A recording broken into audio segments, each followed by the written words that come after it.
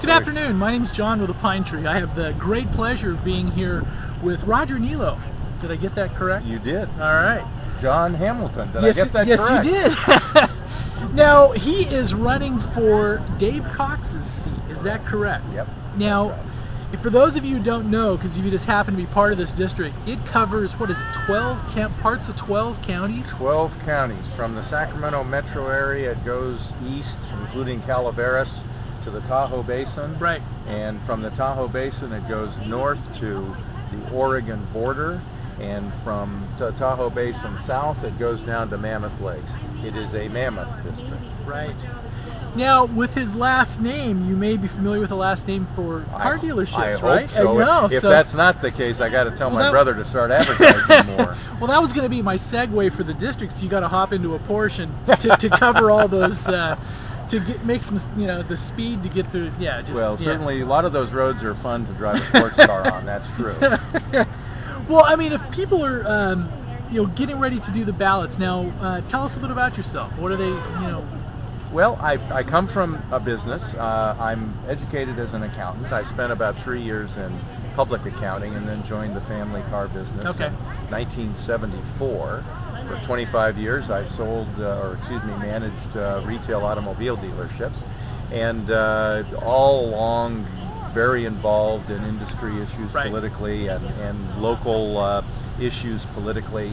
And Dave Cox is a neighbor and was a very good friend for over 3 decades. And he got into politics early. It was an aspiration that Dave always had.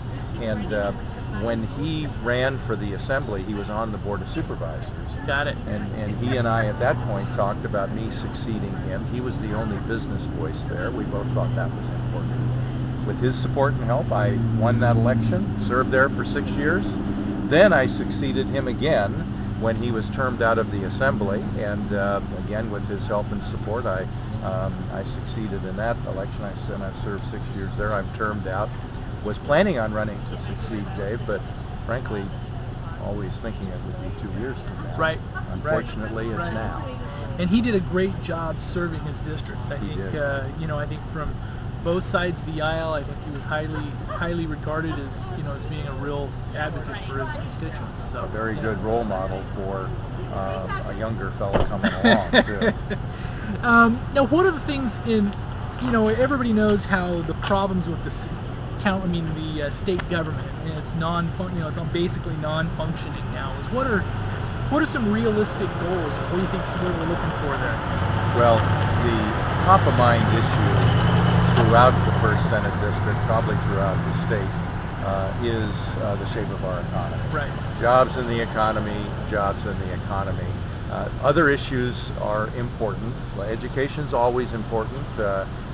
Certainly public safety is important. Right now, those issues are a little bit further down on the priority scale. Right. And the fact of the matter is that really is true, because most of the things that ail us right now, particularly our budget challenges, is largely because of the economy. Now, not totally. Yeah. There are things that we do that make it even more difficult, like not having enough reserves, a rainy day fund, if you will, when times were good, so that it would help us now that times are bad.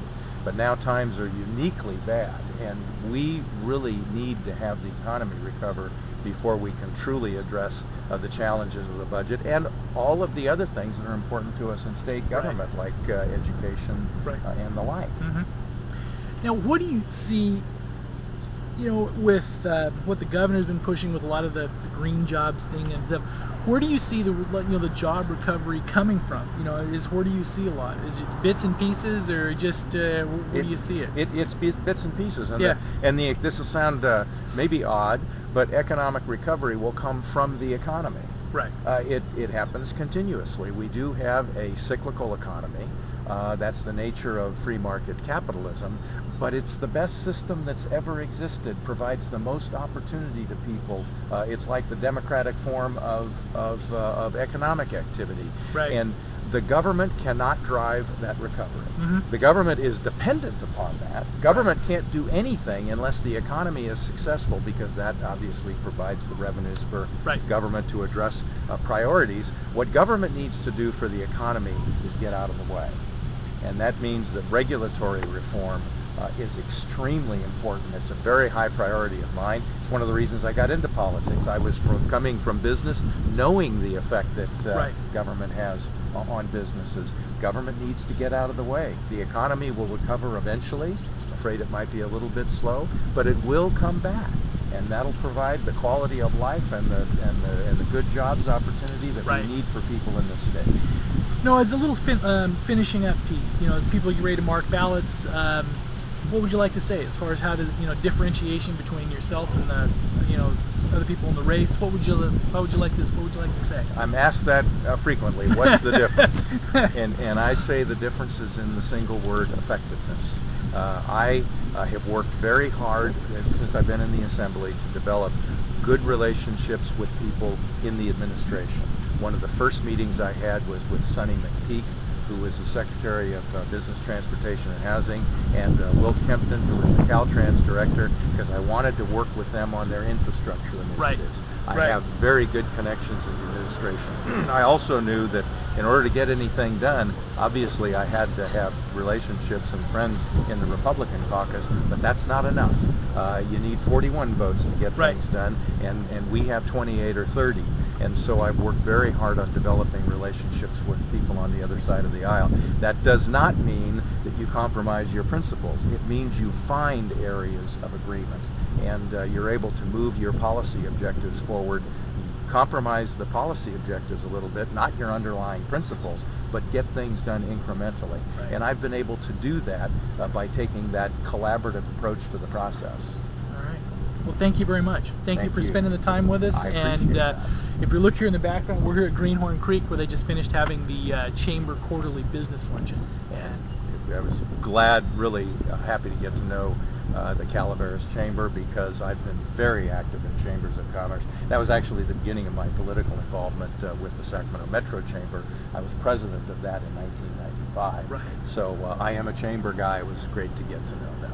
Very nice. Thank you very much. Thanks, John.